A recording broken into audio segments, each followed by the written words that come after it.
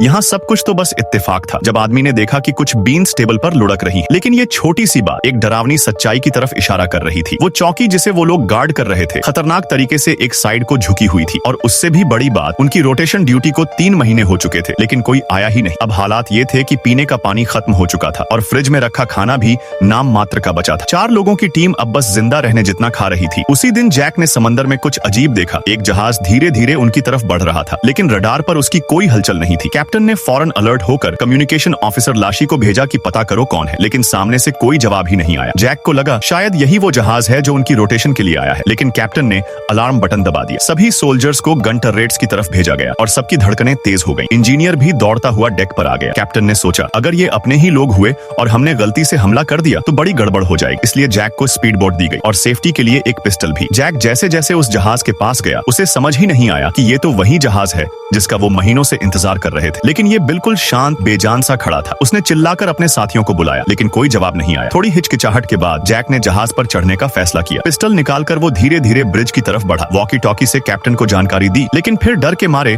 उसका sound of कर दिया। ब्रिज अंदर से पूरी तरह तहस नहस था। सारे वायरिंग और सिस्टम बर्बाद हो चुके थे। लगता था इस जहाज पर महीनों से कोई था ही नहीं। सर्च करते हुए जैक को बहुत सारा खाना मिला और एक रूम में 4 सोल्जर्स की यूनिफॉर्म बिल्कुल ठीक से रखी हुई। यही वो लोग थे जो उनकी जगह लेने आए थे, लेकिन अब वो सब कहां चले गए? दूसरी तरफ कैप्टन बार बार जैक से कांटेक्ट करने की कोशिश कर रहा था, लेकिन जैक भूल चुका था कि उसने वॉकी टॉकी बंद किया हुआ है। नियमों के मुताबिक अगर जवाब ना मिले तो उस अनजान जहाज को तबाह कर देना होता है। क्योंकि टर्रेट्स की रेंज से बाहर था, कैप्टन ने वो खतरनाक हथियार लॉन्च करने का फैसला किया, जिसके लिए 2 चाबियों की जरूरत थी। लाशी ने पहले तो मना किया, लेकिन फिर मजबूरी में चाबी दे दी। कैप्टन ने दोनों चाबियां लगाई और लॉन्च कोड एक्टिवेट कर लिया। फायर करने से पहले उसने आखिरी बार जैक को कॉल किया और उसी वक्त जैक को अचानक याद आया कि उसने वॉकी टॉकी ऑन ही नहीं किया था। जैसे ही उसने डिवाइस चालू किया, कैप्टन की आवाज आई। खतरा टल गया। जैक ने स्पीड बोट से उस भूतिया जहाज को खींचकर वापस लाया।